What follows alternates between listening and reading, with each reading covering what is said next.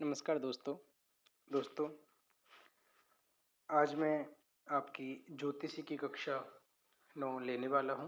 जैसा कि आप लोग जान ही चुके होंगे मुझे कि मेरा नाम पंडित राजेश आचार्य जी है और आज मैं आपकी ज्योतिष की कक्षा 9 लेने वाला हूं।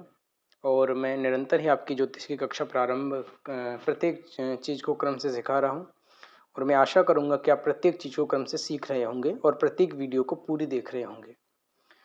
वीडियो को पूरी देखा करिए, जिससे आपको समझ में आने की प्रक्रिया आपको ठीक रहे कि आपको प्रत्येक चीज़ समझ में आए और आप प्रत्येक चीज़ को बारीकी से समझो। तो मैं आशा करूंगा कि आप प्रत्येक वीडियो को देख रहे होंगे। और जिन लोगों ने चैनल को सब्सक्राइब नहीं किया है तो कृपया करके इस चैनल को सब्सक्राइब कर लीजिए, जिससे क्या है कि मैं वीडियो बनाने के योग में और अच्छी प्रयत्न वीडियो बनाने क्रम में करता रहूँ। तो पहले सब्सक्राइब कर लीजिए, उसके बाद इस क्रिया को आगे बढ़ाइए। चलिए प्रारंभ करते हैं। तो आज आपको हम सूर्य एवं अन्य ग्रहों की गणना के बारे में बताएंगे। गणना नहीं कहेंगे, गणनाओं की तो एक अलग मुख्य वीडियो आएगी। सबसे पहले हम सूर्य के साथ जो ग्रह होते हैं उन ग्रहों की प्रक्रियाएं क्या होती हैं। मतलब कुंडली में अगर सूर्य के साथ कोई ग्रह बैठ जाता है तो ये कहा जाता है कि सूर्य अपने साथ बैठने वाले ग्रहों को अस्त कर देता है, उनके प्रत्येक बल को खत्म कर देता है। तो आज हम उसे समझेंगे और हम ये भी समझेंगे कि सूर्य के साथ जब राहु और केतु ग्रह बैठ जाते हैं तो वह उन्हें अस्त क्यों नहीं कर पाता, ये भी आज हम समझेंगे। और हम ये भी समझेंगे कि जब दशा, महादशा और अंतरदशाएं चलती हैं तो सूर्य की महादशा कितने समय की होती है, राहु की महादशा कितने समय की होती है, अंतरदशा कितने समय की होती है, प्रत्यंतर दशा कितने समय की होती है। आज हम उसे भी समझेंगे, उस पर भी चर्चा करेंगे। तो मैं आशा करूंगा कि आप प्रत्येक वीडियो को देखते हुए चलेंगे और प्रत्येक क्रिया को पुष्ट करेंगे। तो चैनल को सब्सक्राइब करके वीडियो को आगे प्रारंभ करते हैं और कार्य को पूर्ण करते हैं। तो चलिए मैं ये मिटा देता हूँ। जैसा कि आपको पता है कि श्री गणेशाय नमः बोल करके भगवान के नाम को उच्चारण करके हम वीडियो को प्रारंभ करते हैं और मैं प्रत्येक चीज़ को आपको सिखाऊंगा। तो सभी कॉपी और पेन लेकर के बैठिए और एक एक चीज़ को बारीकी से नोट करते हुए चलिए। तो आइए अब हम प्रारंभ करते हैं सूर्य और उसके अन्य ग्रहों की क्रियाओं के बारे में। तो चलिए सबसे पहले हम क्या देखेंगे। सबसे पहली क्रिया हमें क्या देखने को मिलती है कि सूर्य के साथ जब कोई ग्रह बैठता है, जैसे सबसे पहले आप कॉपी और पेन निकाल करके सबसे पहले हेडिंग डालिए। जो मैं यहाँ पर लिख रहा हूँ उस हेडिंग की प्रक्रिया को डालिए। तो यहाँ पर सबसे पहले ऐसे क्रॉस का साइन बना करके ऐसे करके यहाँ डालिए सूर्य एवं अस्त ग्रह, ये आप हेडिंग डालिए सूर्य एवं अस्त ग्रह। मतलब सूर्य के साथ कौन सा ग्रह किसी कुंडली में जब बैठता है। जैसे मैं आपको एक मुख्य क्रिया लग्न भाव से समझा देता हूं। जैसे हमने ये लग्न चार्ट आपके सामने बनाया, जैसे मैं एक लग्न चार्ट आपके सामने बना रहा हूं। ये मैंने एक 12 भावों का लग्न चार्ट आपके सामने बना दिया। ये 12 भावों का लग्न चार्ट मैंने आपके सामने बना दिया। और एक चीज को ना बारीकी से समझना, जैसा मैं समझा रहा हूं ऐसी चीजों को बारीकी से समझ के और प्रत्येक चीज को क्रिया से लेकर के चलना है, जिससे कोई भी दिक्कत हमें कुंडली के एनालाइजेशन में ना आए, कुंडली को समझ में ना आए और कुंडली को सीखने में ना आए। तो ये मैंने लग्न चार्ट आपके सामने बना दिया। अब हम इसमें क्या देखते हैं कि मान के चलिए कि यहाँ पर हमारा सूर्य बैठा है। मान के चलिए कि सूर्य ग्रह यहाँ पर बैठा है और सूर्य जो है वो वहाँ 17 अंश पे बैठा है। मान के चलिए कि 17 अंश पर हमारा यहाँ सूर्य बैठा है। इनमें अंशों की प्रवृत्ति भी देखी जाती है कि कौन सा ग्रह कितने अंश तक रहता है। और सूर्य के साथ चंद्र बैठा है, बुध बैठा है और शुक्र बैठा है। तो मान के चलिए कि जो हमारा चंद्र है वो 7 अंश पे बैठा है, बुध हमारा 12 अंश पे बैठा है, शुक्र हमारा 15 अंश पे बैठा है। क्योंकि 30 अंश से ज़्यादा कोई ग्रह नहीं होता। मान के लिए यहाँ पर मेष राशि, ऐसे करके मैं डाल देता हूँ। मान के चलिए यहाँ पर मेष राशि, कोई सी भी राशि हो सकती है, जरूरी नहीं कि मेष है। अब इसमें हम क्या देखेंगे कि सूर्य के साथ चंद्र, बुध और शुक्र बैठे हैं। सूर्य अपने आप में बलवान है, सूर्य स्वयं राजा है, और राजा के साथ जब कोई ग्रह बैठता है, उसकी प्रजा बैठती है, तो राजा के सामने प्रजा की चलती है? बिल्कुल नहीं चलती।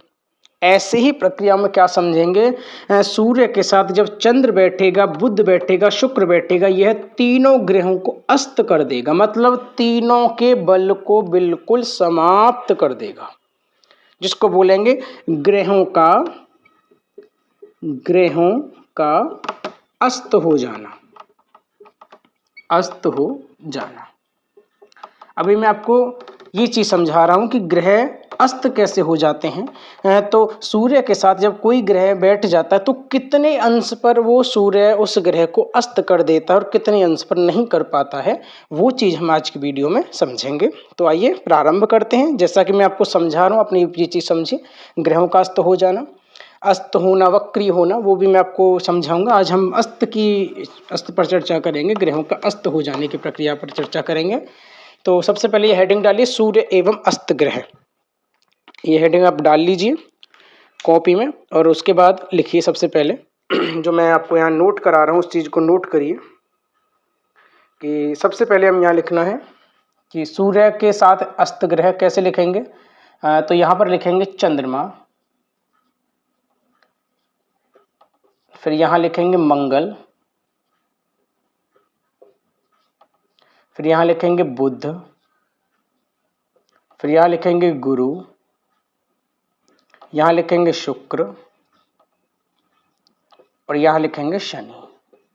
ये 5 ग्रह आप 3 और 3 6 ग्रह आप डाल लीजिए अपनी इन कॉपी में, साइड में। इन ग्रहों को जैसे मैं क्रम से उतारा है वैसे आप उतार जैसे जैसे मैं लिखाता जा रहा हूँ वैसे वैसे आप लिखते जाइएगा। तो चंद्रमा के आगे लिख दीजिए 12 अंश तक, चंद्रमा के आगे लिख दीजिए 12 अंश तक। और चंद्रमा के बाद मंगल के आगे लिख दीजिए यहाँ पर 17 अंश तक। ये जो ऊपर डिग्री है यही अंश है, अंश लिखना हो तो अंश भी लिख सकते हो। और अब बारी आती है बुध की, तो बुध के लिए लिख दीजिए आप 13 अंश तक, बुध पे लिख दीजिए 13 अंश तक। आगे बात करते हैं। अब बारी आती है हमारी गुरु की, तो गुरु का लिख दीजिए आप 11 अंश तक। अब बारी आती है हमारी शुक्र की, शुक्र का लिख दीजिए आप 9 अंश तक। शनि के लिए आप लिख दीजिए 15 अंश तक, 15 अंश तक। ये चीजें आप नोट कर लीजिए और मैं आपको समझाता हूं। अब इसमें हमने क्या समझा कि जब कोई ग्रह सूर्य के साथ युति बना करके चंद्रमा 12 अंश तक बैठता है तो चंद्रमा को सूर्य अस्त कर देता है। मंगल 17 अंश तक बैठता है तो सूर्य मंगल को अस्त कर देता है। ऐसे ही बुध 13 अंश तक, गुरु 11 अंश तक, शुक्र 9 अंश तक और शनि 15 अंश तक बैठता है तो सूर्य उसे पूर्ण रूप से अस्त कर देता है, उसके बल को क्षीण कर देता है, बिल्कुल समाप्त कर देता है। ये क्रिया आपको जाननी है कुंडली के विसंश्लेषण में, ये चीज आपको समझनी है और ये प्रक्रिया आपको जाननी है कि ये 6 ग्रहों की प्रक्रिया है। ये आप नोट कर लीजिए, उसके बाद मैं आपको बताता हूं। अब यहाँ आप साइड में नोट करके लिख लीजिए, नोट डाल लीजिए या फिर जैसा मर्जी करके लिख लीजिए। यहाँ पर लिखिए कि जो मैं लिख रहा हूं उसके अनुसार कि सूर्य, राहु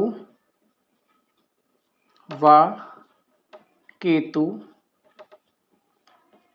को अस्त नहीं कर पाता है, बल्कि राहु स्वयं, मतलब राहु और केतु स्वयं सूर्य पर ग्रहण लगा देते हैं।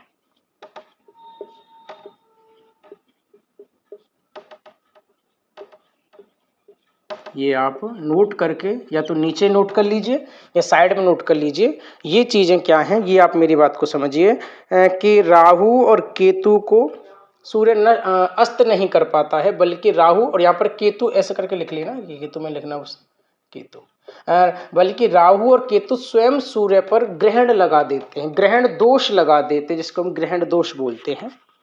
ये आप नोट कर लीजिए, फिर मैं आपको समझाऊंगा क्यों लगाते हैं, क्या प्रक्रिया होती है, वो चीज़ मैं आपको समझाऊंगा। पहले आप ये नोट कर लीजिए, उसके बाद मैं आपको समझाता हूँ।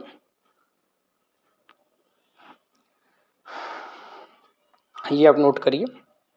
अब आपको मैं ग्रहण दोष के बारे में समझाता हूँ। इसकी प्रक्रिया कहाँ लिखी पड़ी है वो भी मैं आपको बताऊंगा शास्त्रों के योग में।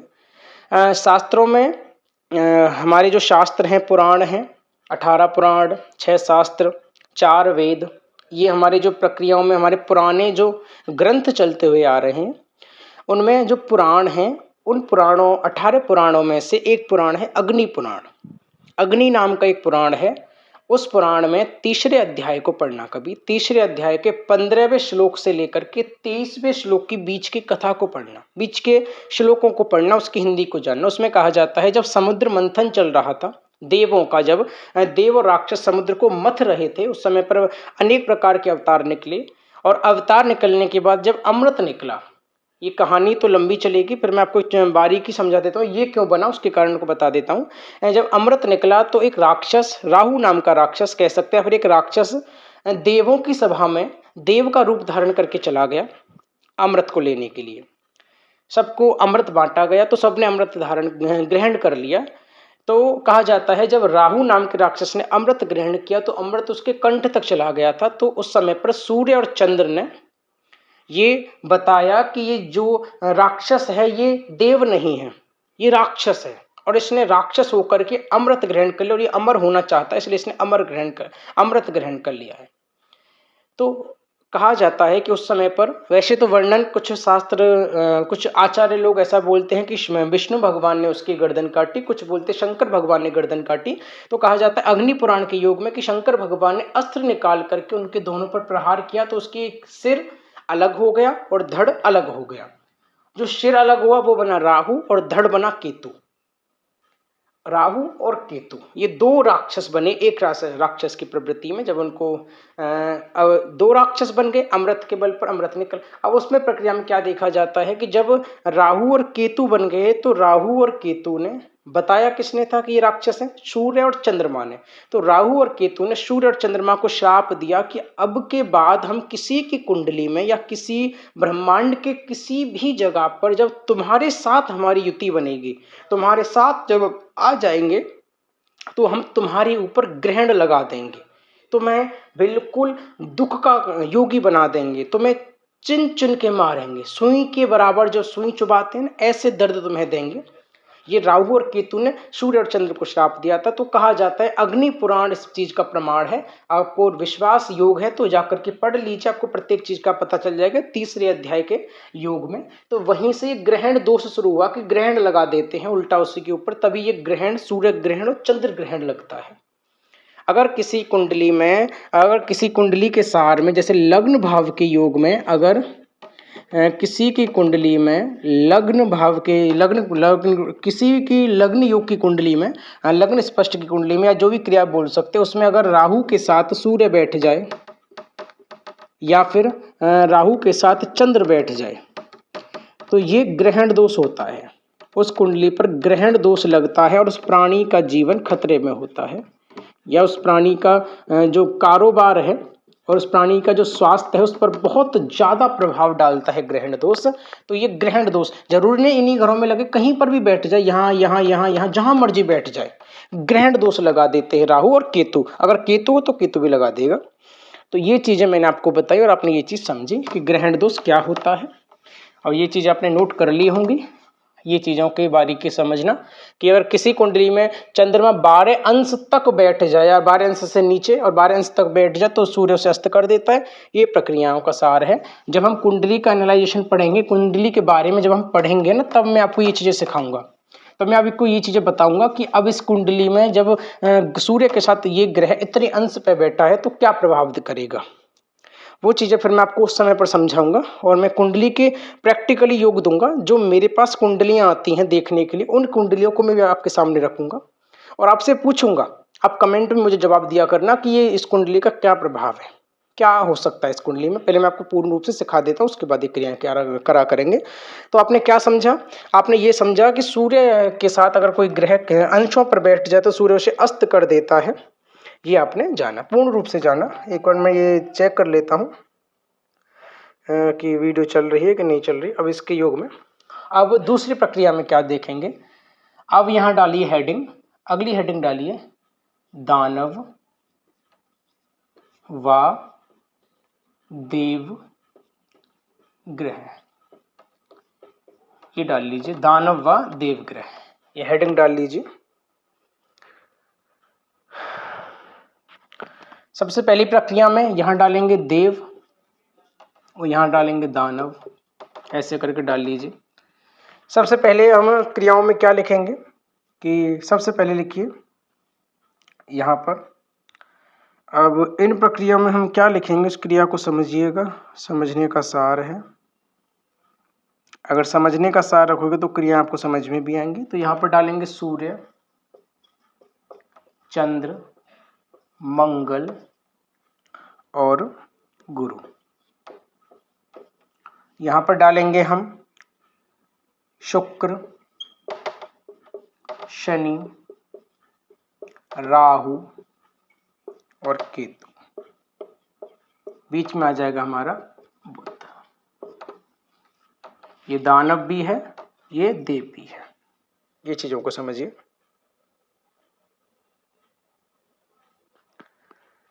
चलिए, आपको ये समझ में आया कि दानव ग्रह कौन कौन से होते हैं, देव ग्रह, दानव ग्रह कौन कौन से होते हैं, देव ग्रह कौन से, इनके अच्छे ग्रह कौन से और बुरे ग्रह कौन कौन से, पाप ग्रह कौन से, पुण्य ग्रह कौन से, वो आपको पता चला। बुध युति के साथ फल देता है, दानव और दैत्य दोनों, दानव और देव दोनों बन जाता है, वो क्रियाओं से समझ में आता है। बुद्ध की युति जब देखी जाती है उसके बाद। तो ये आप नोट कर लीजिए, दानव और देव के ग्रहों का सार, ये आप नोट करिए और बारीकी से समझते हुए चलिए।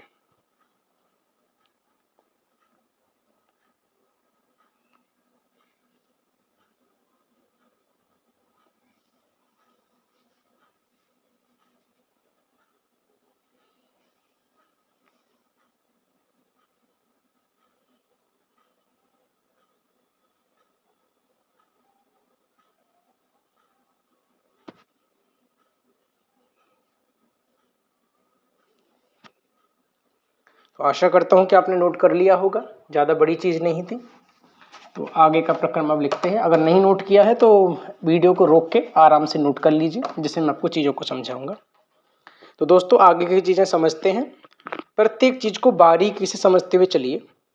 अगर बारीकी से समझोगे तभी आपको चीज़ों के बारे में पता चलेगा, तभी आपको ये संपूर्ण कार्य पता चलेगा कि कुंडली का समय जब आएगा, उस समय जब मैं आपसे पूछूंगा कि बताइए सूर्य और गुरु की युति बन रही है और सूर्य गुरु का मित्र है या शत्रु है, वो आपको बताना है। इतने अंश पे है, सूर्य के साथ गुरु इतने अंश पे बैठा है और इस राशि में बैठा है, तो उस राशि का स्वभाव कैसा होगा। सूर्य के साथ राशि जब वो वाली राशि बैठ जाएगी तो प्रभाव कैसा होगा। गुरु के साथ युति है तब उस राशि में क्या प्रभाव बनेगा। ये सब चीजों का एनालाइजेशन आपको आएगा और प्रत्येक चीज को आप बिल्कुल बारीकी से समझते हुए चलोगे। ये मेरा पूर्ण भरोसा है आप पर। इन चीजों की प्रक्रिया में मैं आपको पूर्ण रूप से सिखाऊंगा, बताऊंगा, जानकारी दूंगा, जिससे आप प्रत्येक चीज को क्रम से सीखते हुए चलोगे। चलिए अब आगे की क्रिया करते हैं। यहाँ अब अगली हेडिंग डालिए। वो क्या हेडिंग होगी, यहाँ लिखिए। सबसे पहले अब हेडिंग नहीं, आपको मैं अब समझाने की प्रक्रिया करता हूँ। कुछ नोट्स बन रहे थे मेरे, जो मैं नोट्सों का सार लेके आया था, और एक पुस्तकें जो रखी थी उसमें गणना भी मैंने देखी थी कि उसमें ये एक एक क्रम को जब मैंने बारीकी से समझा और उस पर थोड़े मतलब ज्ञान मतलब अर्जित किया वहाँ पर, और जिज्ञासु प्रवृत्ति से सीखा कि मुझे वहाँ से क्या सीखने को मिल सकता है, तो वो चीज़ें मैं आज आपके सामने रखता हूँ। ये चीज़ें हैं, प्रत्येक ज्योतिष में एक योगी है, कहीं पर अलग आपको नहीं मिलेंगी। ये संपूर्ण कार्य मुझे पुष्ट होकर के मिला है, जिससे मैं आपको आज की वीडियो में ये चीज़ें सिखा रहा हूँ। तो सबसे पहले क्या क्रिया देखने को मिलती है, तो यहाँ पर लिखेंगे सबसे पहले क्या चेष्टा है, वो मैं आपको सब कुछ बारीकी से समझाता हूँ। जो मुझे मिला था वो मैं एक एक क्रिया को लेकर के आया हूँ। सबसे पहले यहां पर लिखेंगे महादशा। हेडिंग डालिए महादशा। इसके योग में आपको क्रियाएं पुष्ट करनी है। महादशा। अब महादशाओं को समझेंगे कि महादशाएं होती क्या है। पहले इनको समझने की बारी है।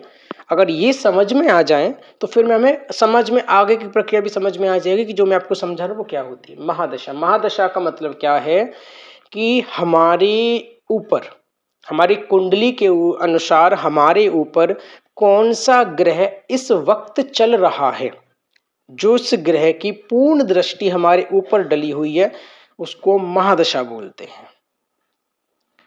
और प्रत्येक मनुष्य के ऊपर किसी ना किसी ग्रह की महादशा चलती ही है। प्रत्येक मनुष्य के ऊपर, किसी के ऊपर सूर्य की चल रही होगी, और ये क्रम है महादशाओं का। पहले सूर्य की चलेगी, फिर चंद्र, फिर मंगल, फिर बुध, ऐसे एक एक क्रम से चलती रहती है महादशा। ये कभी बंद नहीं होती। ये महादशाओं का क्रम है और ये प्रत्येक मनुष्य के ऊपर चलती है। आज भी किसी ना किसी के ऊपर चल रही है कि मेरे ऊपर खुद राहु में केतु चल रहा है, मतलब राहु की महादशा में केतु की अंतरदशा चल रही है। अंतरदशा भी समझाऊंगा मैं आपको। अब ये प्रक्रिया क्या, महादशा किसको बोलते हैं, वो क्रम क्या है कि प्रत्येक मनुष्य के ऊपर महादशा चलती है विंशोत्तरी दशा के अनुरूप, और उस प्राणी को उतने साल तक उसी ग्रह के अनुसार ही फल मिलता है। और वो ग्रह उस प्राणी की कौन सी कुंडली में, मतलब लग्न कुंडली में कौन से भाव पर, मतलब लग्न मतलब पूरे 12 भाव की कुंडली में, 12 भावों की कुंडली में कौन सी जगह पर वो ग्रह बैठा है, कोई दोष तो नहीं बना रहा, कोई परेशानी तो नहीं खड़ी कर रहा, उसके अनुसार फिर हम महादशाओं की गणना देखते हैं कि वो महादशा के अनुसार उस प्राणी को किस प्रकार का फल मिल रहा है। इसको महादशा बोलते हैं।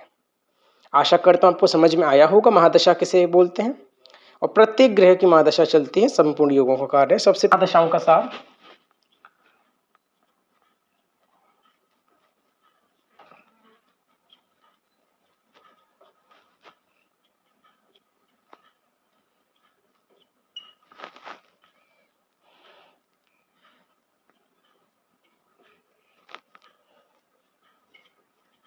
आप पूरे पूरे नाम लिखना, सूर्य, चंद्र, मंगल, राहु में मैं शॉर्टकट में लिखता हूँ, पूरी जगह नहीं आ पाएगी ना उस करके। राहु के बाद गुरु, गुरु के बाद शनि, शनि के बाद आता है हमारा बुध, बुध के बाद आता है हमारा केतु, और केतु के बाद आता है हमारा शुक्र। ये ऐसे क्रम चलता है अंतरदशाओं का, महादशा, ये ऐसे क्रम चलता है महादशा में अंतरदशा का।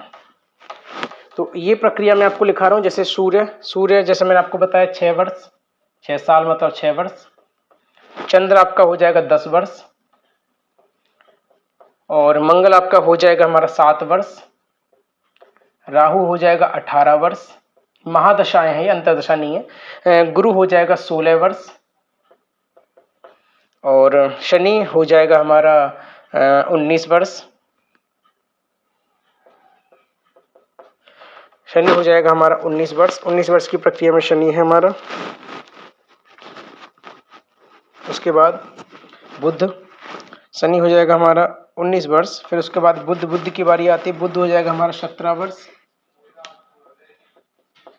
केतु हो जाएगा हमारा 7 वर्ष, और शुक्र हो जाएगा हमारा 20 वर्ष। ये आप नोट कर लीजिए। इसके बाद में यहाँ पर एक ऐसे करके लाइन खींच देता हूँ। लाइन खींचने के बाद यहाँ पर मैं डाल देता हूँ सूर्य। इतनी जगह सूर्य के लिए बहुत है। चंद्र, मंगल, राहु,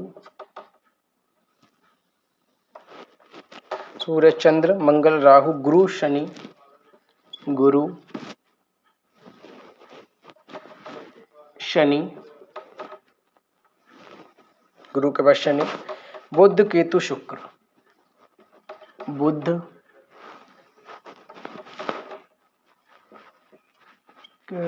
केतु,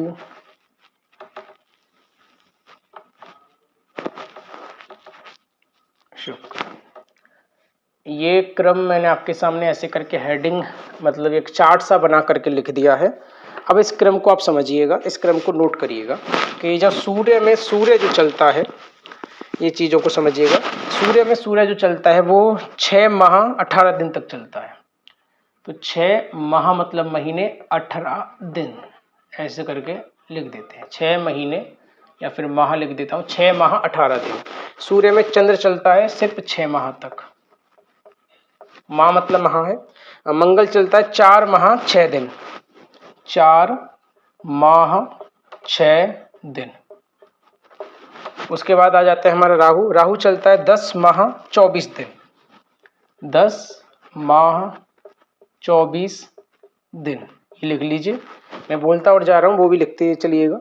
उसके बाद हम बात करते हैं गुरु की। तो 9 माह 18 दिन, 9 माह 18 दिन, तो 9 माह 18 दिन ये चलता है। शनि की बात करते हैं तो 11 माह 12 दिन, 11 माह 12 दिन।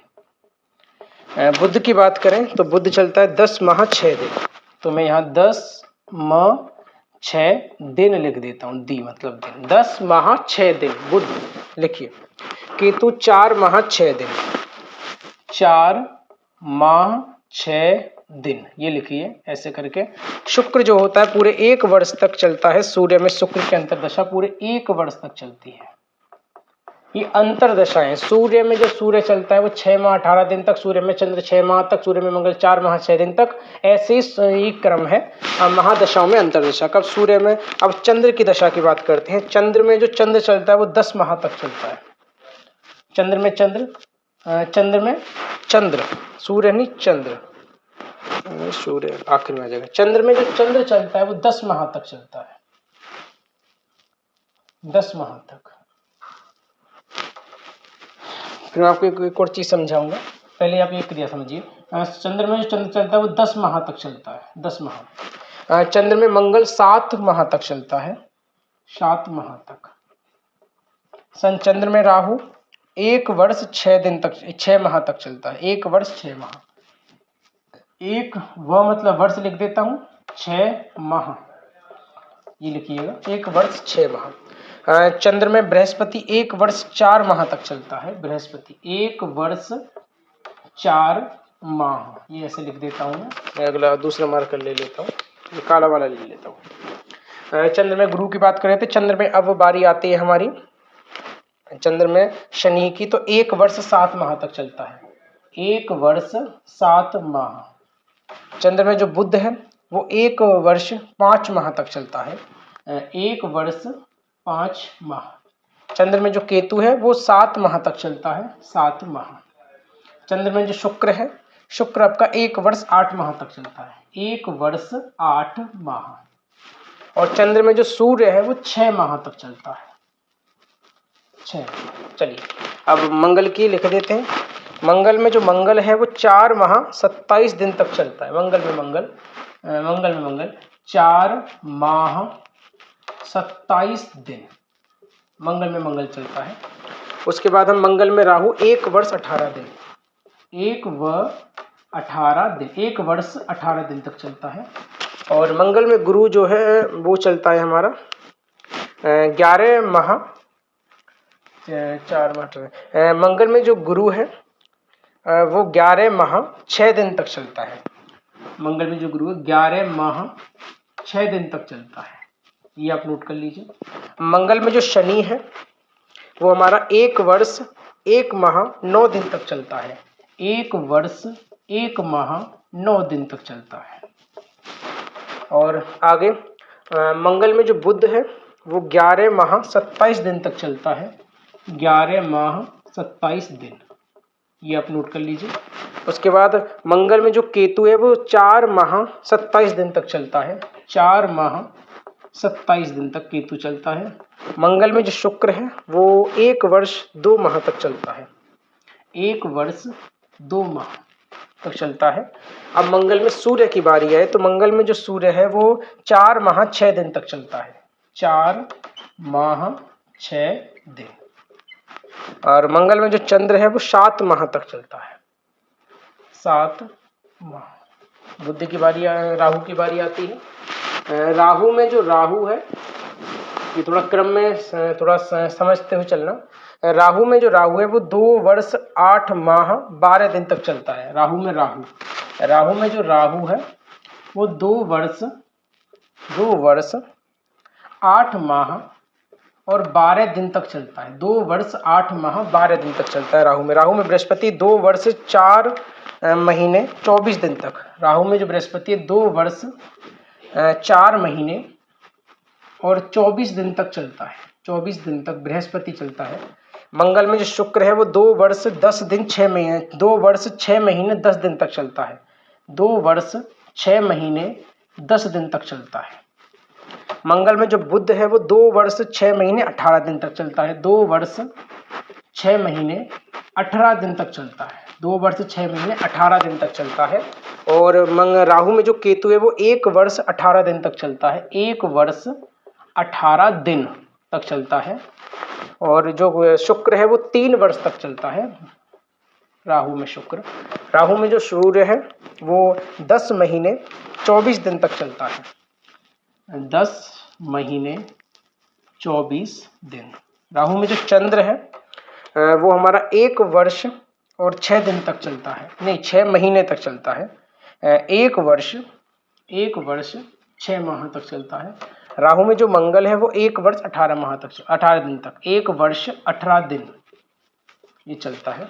अब गुरु की बात आती है तो गुरु 2 वर्ष 1 महीने 18 दिन तक चलता है। गुरु 2 वर्ष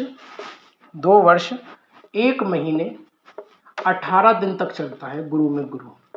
फिर गुरु में शुक्र आ जाता है। गुरु में जो शुक्र है वो 2 वर्ष 6 दिन 2 वर्ष 6 महीने 12 दिन तक चलता है। 2 वर्ष 6 महीने और 12 दिन तक चलता है गुरु में। फिर बात आती है गुरु में बुध की, तो गुरु में जो बुध है वो 2 वर्ष 3 महीने 6 दिन तक चलता है। 2 वर्ष और 3 महीने 6 दिन गुरु में जो बुध है। गुरु में जो केतु है वो 1 वर्ष 18 दिन तक चलते नहीं। गुरु में जो बुध है 2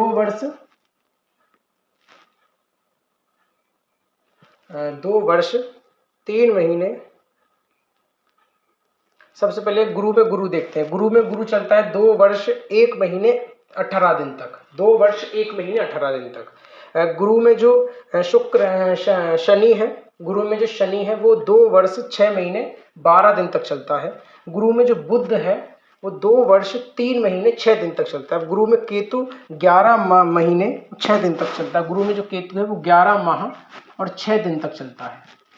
गुरु में शुक्र 2 वर्ष 8 महीने तक चलता है। गुरु में शुक्र 2 वर्ष और 8 माह तक चलता है गुरु में शुक्र। अब गुरु में सूर्य की बात आ जाए तो गुरु में सूर्य 9 माह 18 दिन तक चलता है। गुरु में सूर्य 9 माह 18 दिन तक चलता है। गुरु में चंद्र की बात करें तो 1 वर्ष 4 माह तक चलता है। 1 वर्ष 4 माह तक चलता है। गुरु में मंगल की बात करें तो गुरु में जो मंगल है वो 11 माह 6 दिन तक चलता है। 11 माह 6 दिन तक चलता है। गुरु में राहु की बात करें तो 2 वर्ष 4 महीने 24 दिन तक चलता है। 2 वर्ष 4 महीने 24 दिन तक चलता है गुरु में राहु। चलिए अगले श्रेणी की बात करते हैं। 2 वर्ष 4 महीने 24 दिन तक गुरु में राहु चलता है। मैं जो बोल रहा हूँ वो और यहाँ से समझ में नहीं आता, ये व का मतलब वर्ष है, म का मतलब महीने हैं और दि का मतलब दिन है। ये याद रखना इस बात को। अगर समझ में नहीं आता तो आपके सामने मैं बोलता हुआ भी जा रहा हूँ, वैसे नोट कर लेना। समझ में ना आए तो मेरे मुंह के द्वारा नोट कर लेना। थोड़ा ब्लैक बोर्ड के अनुसार संयोग नहीं बन पा रहा। शनि में शनि चलता है 3 वर्ष 3 दिन। शनि में शनि कहाँ, ये रहा। 3 वर्ष 3 दिन तक शनि में शनि चलता है। अब बात आती है शनि में बुध की। शनि में जो बुध है वो 2 वर्ष 8 महीने 9 दिन तक चलता है। 2 वर्ष 8 महीने और 9 दिन तक चलता है शनि में बुध। केतु की बात करें शनि में वो चलता है 1 वर्ष 1 महीने 9 दिन। शनि में केतु 1 वर्ष 1 महीने 9 दिन तक चलता है शनि में केतु। अब बात आती है शनि में शुक्र की, तो शनि में शुक्र 3 वर्ष 2 महीने तक चलता है। 3 वर्ष 2 महीने तक चलता है शनि में शुक्र। शनि में सूर्य की बात करते हैं। शनि में जो सूर्य है वो 11 माह 12 दिन तक चलता है। शनि में सूर्य 11 माह 12 दिन। शनि में चंद्र 1 वर्ष 7 माह तक चलता है। 1 वर्ष 7 माह। शनि में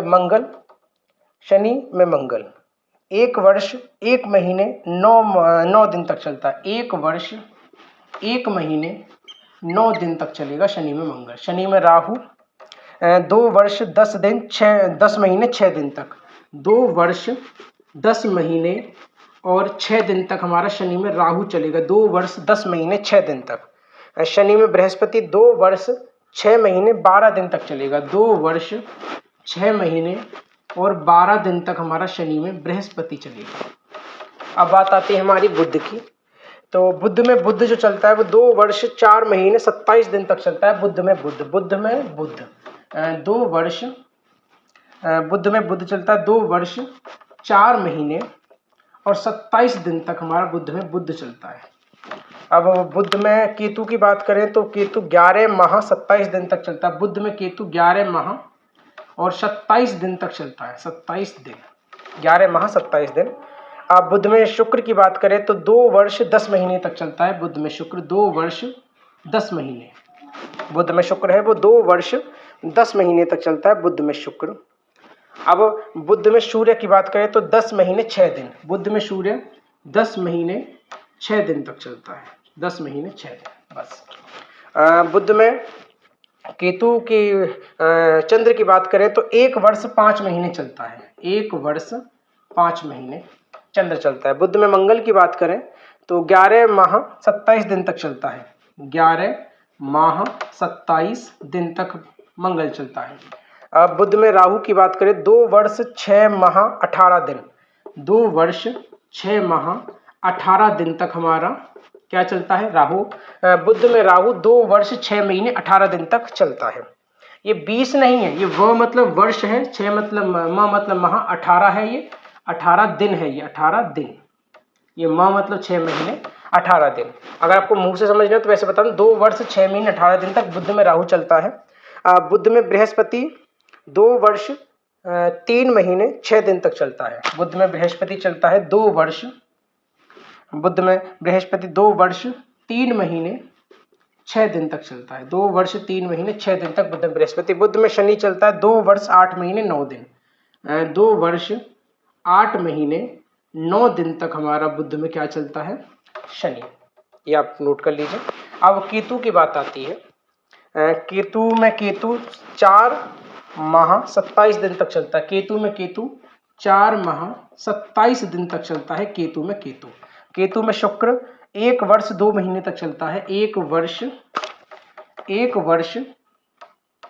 2 महीने तक चलता है केतु में केतु। केतु में सूर्य की बात करें तो 4 महीने 6 दिन तक सूर्य चलता है। 4 महीने 6 दिन तक सूर्य चलता है। केतु में चंद्र की बात करें तो 7 महीने तक चंद्र चलता है। 7 माह मतलब महीना, 7 महीने तक चंद्र चलता है। केतु में मंगल 4 महीने 27 दिन तक चलता है। केतु में मंगल 4 माह 27 दिन तक चलता है। 27 दिन तक चलता है हमारा केतु में मंगल। केतु में राहु 1 वर्ष 18 दिन तक चलता है। केतु में राहु 1 वर्ष 18 दिन तक, 1 वर्ष 18 दिन तक हमारा केतु में क्या चलता है राहु। केतु में हम अगर बृहस्पति की बात करें तो 11 महीने 6 दिन तक हमारा बृहस्पति चलता है। 11 महीने 6 दिन केतु में बृहस्पति चलता, मतलब गुरु चलता है 11 महीने 6 दिन। केतु में शनि 1 वर्ष 1 महीना 9 दिन तक केतु में शनि चलता है। कि 1 वर्ष 1 महीना 9 दिन, 1 वर्ष 1 माह 9 दिन तक हमारा केतु में शनि चलता है। केतु में बुध चलेगा हमारा, केतु में बुध चलेगा 11 महीने 27 दिन तक केतु में बुध चलता है। 11 महीने 11 माह और 27 दिन तक हमारा केतु में बुध चलता है। 11 माह 27 दिन तक हमारा केतु में बुध चलता है। अब लास्ट आता है शुक्र। शुक्र में शुक्र चलता है 3 वर्ष 4 महीने। शुक्र में शुक्र चलेगा हमारा 3 वर्ष 4 महीने। शुक्र में सूर्य की बात करें तो शुक्र में सूर्य 1 वर्ष तक चलता है। 1 वर्ष। शुक्र में चंद्र 1 वर्ष 8 माह तक चलता है। 1 वर्ष 8 माह शुक्र में चंद्र। शुक्र में मंगल 1 वर्ष 2 माह तक चलते हैं। 1 वर्ष 2 माह तक शुक्र में मंगल चलता है। शुक्र में राहु 3 वर्ष तक चलता है पूरा।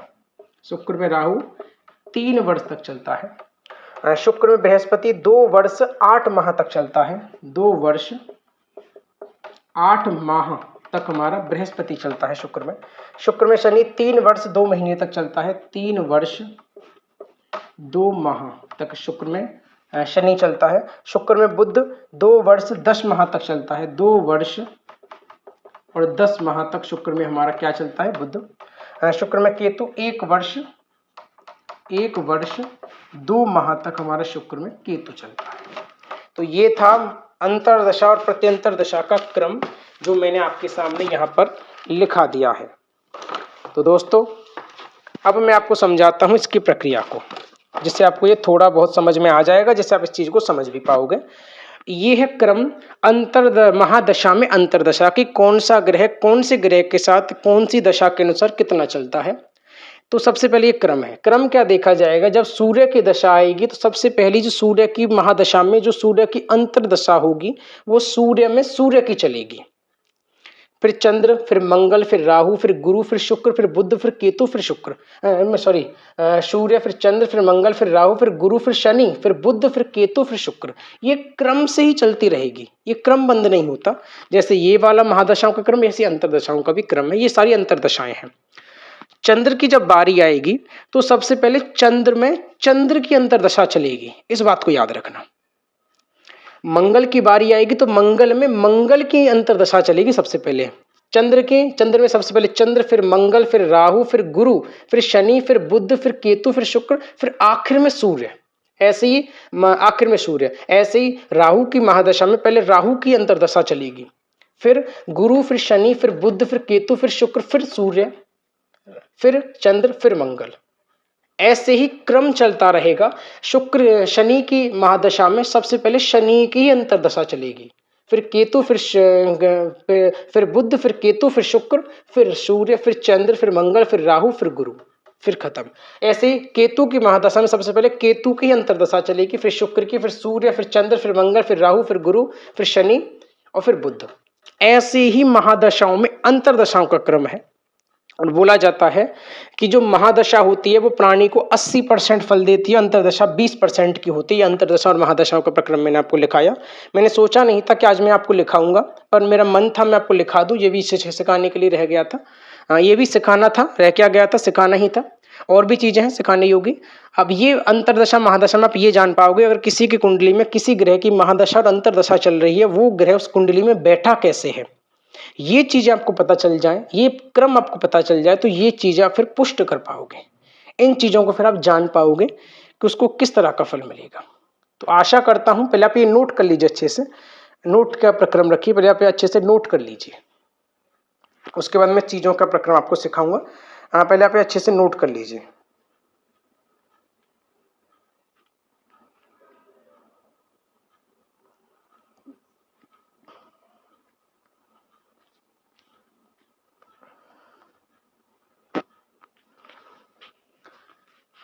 एक काम करिए, वीडियो को रोक के आराम से नोट कर लेना, जैसे बोलता जा रहा हूं वैसे ही नोट करना। अगर आपको ये ना दिखे तो देखिए, ये व का मतलब वर्ष है, म का मतलब महीना है, दि का मतलब दिन है। ये आप मेरी चीज को याद रखिएगा और ये आराम से रोक करके नोट कर लेना। वीडियो को रोक करके आराम से नोट कर लीजिएगा, जिससे मैं आपको आगे में जब समझाऊं ना तो आपको ये पूछूं तो आपको प्रत्येक चीजों का क्रम पता चले, कौन से ग्रह में कौन सी दशा कितने वर्ष तक चलती है। ये चीजों का प्रक्रम है, ये आपको याद करना है। अगर याद नहीं होता है तो कमेंट कर देना।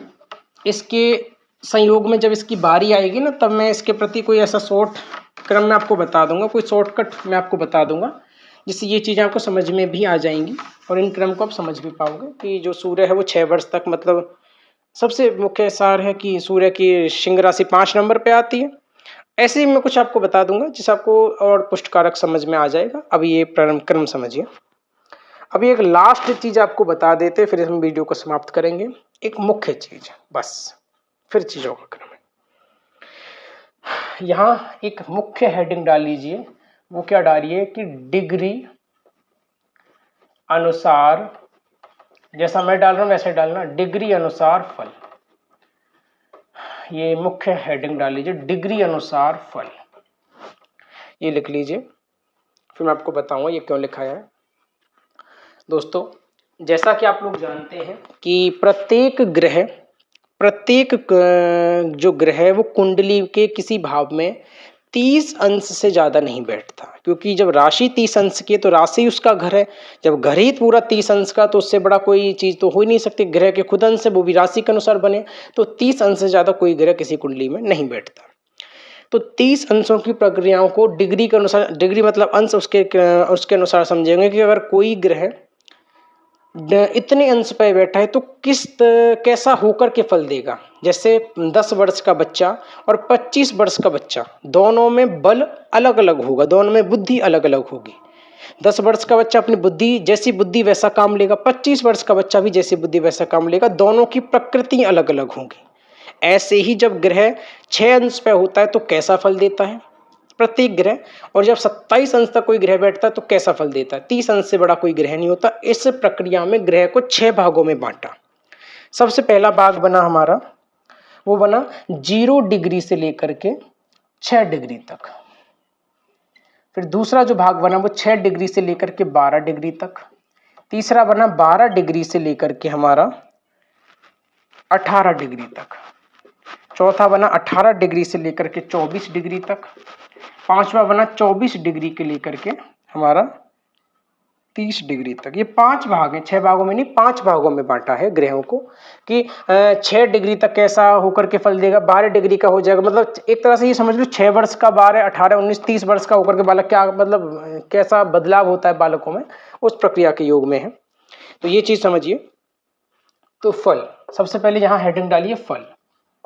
फल से पहले यहाँ हेडिंग डालना डिग्री, डिग्री, यहां डालिए फल और यहां डालिए अवस्था। ये 3 चीजों को लिख लीजिए। अब मैं आपको दिखाता हूं इस प्रक्रिया को कैसे समझेंगे। सबसे पहले 0 डिग्री से लेकर के 6 डिग्री का कोई ग्रह है, वो हमें 25% फल देगा। वो क्यों देगा, उसकी प्रक्रिया है कि अभी वो बालक अवस्था का है, तो उसको हम लिखेंगे बाल अवस्था।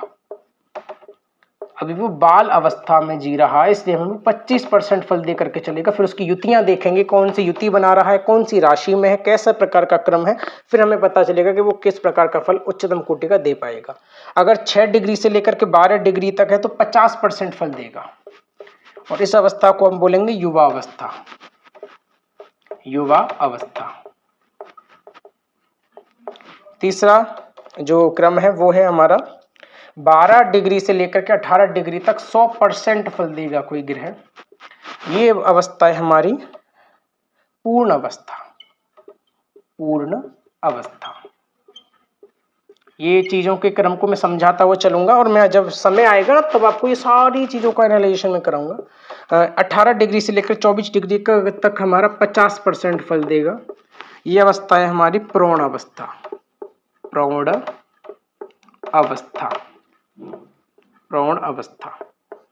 उसके बाद हमारा आ जाता है 25% फल देगा। 24 डिग्री से लेकर 30 डिग्री तक हमारा 25% फल देगा, वो हो जाएगी हमारी वृद्धावस्था। वृद्धावस्था। ये आप नोट कर लीजिए, ये क्रम को समझिए, जिससे मैं आपको प्रत्येक चीज को पूर्ण कर पाऊँ। ये हमारा कुंडली का ये वीडियो का लास्ट सार था, ये आप नोट कर लीजिए कि डिग्री के अनुसार जब कोई ग्रह इतने इतने अंश पर होता है तो किस प्रकार का होकर के फल देता है।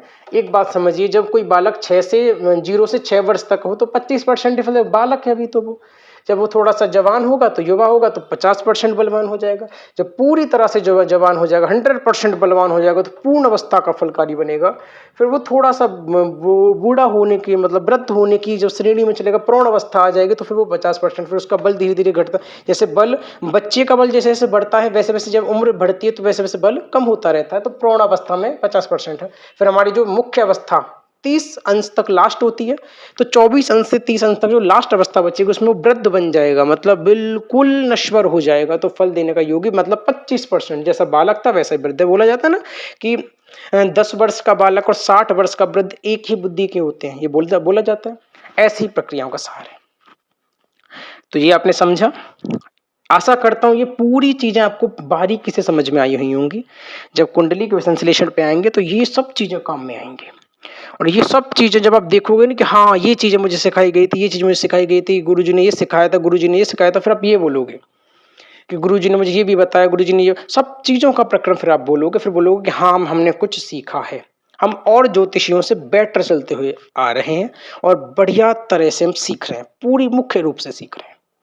तो आशा करता हूँ ये वीडियो आपको पसंद आई हुई होगी। वीडियो पसंद है तो वीडियो को like, share, comment and subscribe करिए और सारे कार्यों को पोस्ट करिए और कमेंट करके बताइए ये वीडियो आपको कैसी लगी।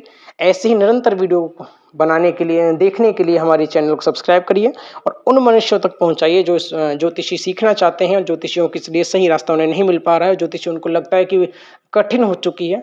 उन मनुष्य तक ऐसी वीडियो पहुंचाइए जिससे उनको प्रत्येक चीज पूर्ण कर पाए और प्रत्येक चीज को सीख पाए।